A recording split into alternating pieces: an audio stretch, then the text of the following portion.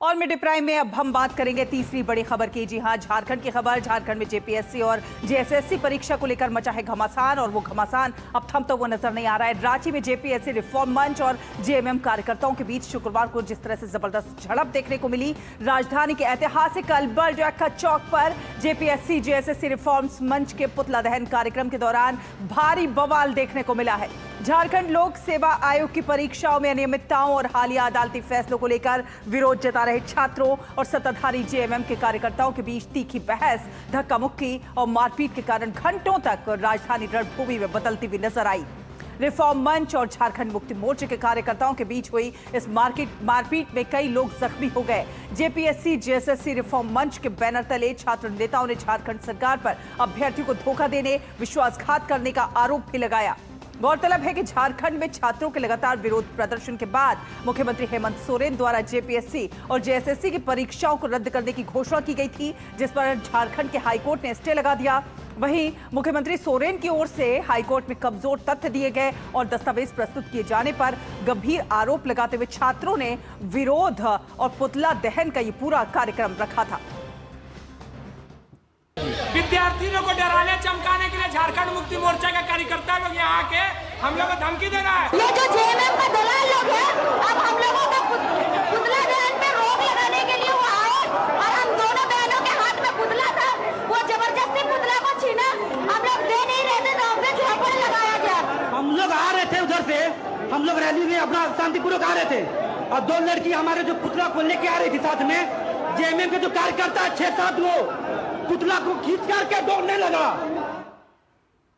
तो देखा आपने ये जिस तरह से छात्र जो है इस समय आक्रोशित होते हुए नजर आ रहे हैं। और इस बीच झारखंड में नेता प्रतिपक्ष बाबूलाल मरांडी ने रांची में छात्रों के प्रदर्शन को लेकर राज्य सरकार पर गंभीर आरोप लगाए। उन्होंने आरोप लगाया है कि सरकार ने जानबूझकर झारखंड मुक्ति मोर्चे के कार्यकर्ताओं को प्रदर्शन स्थल पर भेजा, जिन्होंने लाठी डंडों से युवा प्रदर्शनकारियों पर हमला किया। वहीं जेएलकेएम नेता देवेंद्र नाथ महतो ने 24 अगस्त से भर्ती प्रणाली सुधार यात्रा शुरू करने का ऐलान किया है। उन्होंने आरोप लगाया कि भर्ती परीक्षाओं के रद्द होने से जुड़े मामलों में झारखंड सरकार हाईकोर्ट में प्रभावी पैरवी नहीं कर रही है।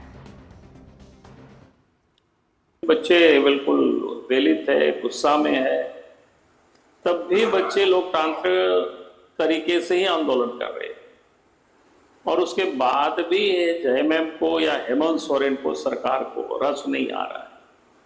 इसलिए सरकार के जो गुंडे हैं, तो मैं गुंडा कहता हूं कि लाठी का लोग उपयोग कर रहा है। झारखंड मुक्ति मोर्चा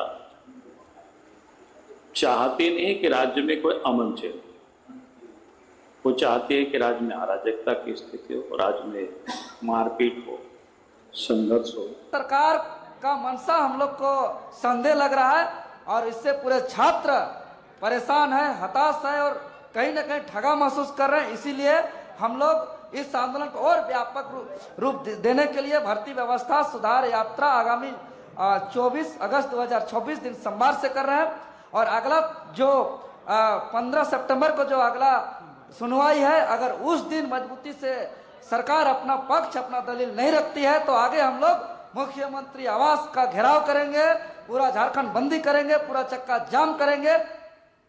तो देखा आपने फैसले पर किस प्रकार से बवाल मचा हुआ है। जेएमएम पर छात्रों को पीटने का भी लगातार जो है आरोप लग रहा है। झारखंड में छात्रों का संग्राम है। हाईकोर्ट के फैसले के बाद छात्र आंदोलन जो है अब और ज्यादा तेज होता हुआ रफ्तार पकड़ता हुआ नजर आ रहा है। रांची में छात्रों ने जोरदार प्रदर्शन किया है। तो झारखंड में छात्रों का संग्राम जो है वो साफ तौर पर नजर आ रहा है। सरकार पर वायदा खिलाफी का लगातार आरोप लगा रहे हैं छात्र। दिवाकर कुमार हमारे सहयोगी संवाददाता जुड़ रहे हैं हमारे साथ ज्यादा जानकारी के साथ। दिवाकर जी, गिरिडीह, हजारीबाग, रांची समेत कई एक जगहों पर जेएमएम कार्यकर्ताओं द्वारा छात्रों को दौड़ाकर पीटने के आरोप लग रहे हैं। पुलिस प्रशासन की भूमिका पर भी सवाल खड़े हो रहे हैं। बीजेपी ने इस पूरे घटनाक्रम को लेकर सरकार की विफलता बताया है। क्या इस विवाद के बाद सरकार और छात्रों के बीच कुछ बातचीत की पहल शुरू हुई है?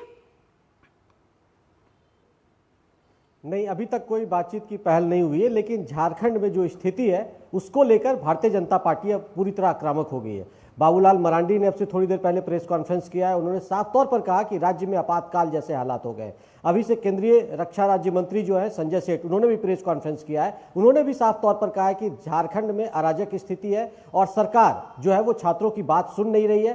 छात्र लगातार मांग कर रहे हैं कि सीबीआई से जांच होनी चाहिए और उन्होंने एक तरीके से छात्रों को कुछ परीक्षाओं को रद्द कर छात्रों को गुमराह करने की कोशिश की है। तो अब बीजेपी खुलकर हमलावर हो गई और कल जो शाम में पुलिसिया कार्रवाई हुई है और छात्रों को झारखंड मुक्ति मोर्चा के जो कार्यकर्ता है उनके द्वारा जो पिटाई हुई है, उसके बाद से भारतीय जनता पार्टी मुखर हो गई है और लगातार ये आरोप लगाया जा रहा है कि झारखंड में अब गुंडा राज की स्थिति उत्पन्न हो गई है। तो हम कह सकते हैं कि जो स्थिति उत्पन्न हुई है उसके बाद छात्र तो आक्रोशित है ही, मुख्य विपक्षी दल भारतीय जनता पार्टी भी सरकार के खिलाफ खुलकर अब सड़कों पर उतरने की चेतावनी दे रही है। तो इस पूरे मामले में अगर हम सरकार का पक्ष जानना चाहें तो क्या कुछ सरकार ने कहा है? क्या जेएमएम ने अपने कार्यकर्ताओं पर लगे आरोपों पर कोई सफाई दी है? और सबसे बड़ा सवाल यह कि भर्ती परीक्षा विवाद अब कानून व्यवस्था के साथ साथ राजनीतिक टकराव में जिस प्रकार से बदलता हुआ नजर आ रहा है, ऐसे में क्या सोरेन सरकार पर अब दबाव बढ़ता हुआ दिखाई पड़ रहा है?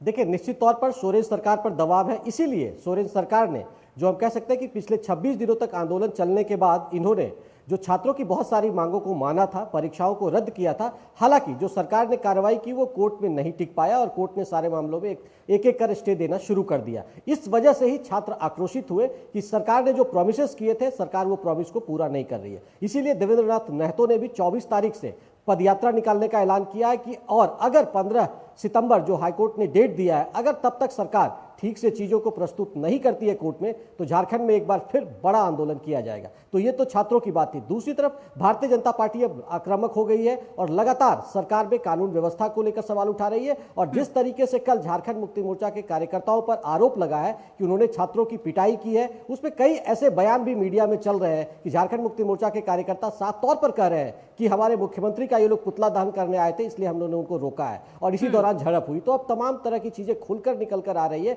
और मीडिया में जो चीजें चल रही है उससे कहीं ना कहीं सीएम हेमंत सोरेन तक बातें पहुंच रही होगी कि झारखंड मुक्ति मोर्चा के कार्यकर्ताओं ने कल शाम में झारखंड मुक्ति मोर्चा का झंडा लेकर जो कुछ सड़कों पर किया है, वो बीजेपी को एक और मौका दे दिया है सरकार पर हमलावर होने का।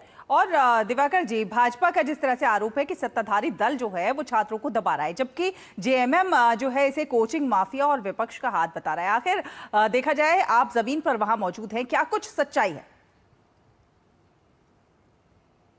देखिए, सच्चाई निश्चित तौर पर लगातार, और सरकार जो जांच करा रही है, सरकार कह रही है ना कि हम पिछले सीआईडी की जांच करा रहे हैं, सीआईडी की जांच में कई चीजें निकल कर आई है। इसी आधार पर सरकार ने अगर कोई परीक्षाएं रद्द की है तो सिर्फ दबाव में तो नहीं किया होगा, छात्रों के दबाव में, क्योंकि कई लोग नियुक्ति पा चुके थे। तो वो एक जस्टिस का भी मामला होता है कि किसी को अगर आपने नियुक्ति दे दिया और रातों रात आप उसे खत्म नहीं कर सकते, उसके लिए एक प्रक्रिया होती है। तो सरकार ने वो प्रक्रिया का भी पालन नहीं किया। लेकिन सरकार के पास कोई आधार होगा, कोई पुख्ता सबूत होगी, तभी उन्होंने इतने बड़े घोषणाएं की थी कि राज्य में जो 22 परीक्षाएं थी उनको रद्द कर दिया, 17 परीक्षाओं के जांच के आदेश दिया। तो सरकार के पास कुछ ना कुछ जरूर पुख्ता सबूत रहे होंगे, उस आधार पर उन्होंने कार्रवाई की। दूसरी तरफ जो लगातार हमलावर है और छात्र नेता जो लगातार सवाल उठा रहे हैं कि जो पिछले 5-6 वर्षों में झारखंड में टीडीपीएल के द्वारा जितनी परीक्षाएं ली गई है उन तमाम परीक्षाओं में अनियमितता हुई है, सीट बेचे गए हैं। तो ये इन तरह के तमाम आरोप जो हम कह सकते हैं सरकार पर लग रहे हैं और उसके बाद सरकार घिरी हुई है। लेकिन अब जिस तरीके से आंदोलन खत्म हुआ है और उसके बाद लगातार भारतीय जनता पार्टी अब आक्रामक है कि जो छात्र आंदोलन को दबाने की कोशिश हुई है जेएमएम के द्वारा, सरकार के द्वारा, ये कहीं ना कहीं लोकतांत्रिक व्यवस्था का भी हनन है और छात्र अब यहाँ ठगा हुआ महसूस कर रहे हैं। बिल्कुल, छात्र जो है वो अब यहाँ पर ठगा हुआ महसूस कर रहे हैं। अब आपसे ये भी जानना चाहेंगे कि आगे किस प्रकार से अब छात्रों की रणनीति रहेगी, आगे किस प्रकार से और ज्यादा प्रदर्शन जो है बढ़ता हुआ नजर आएगा?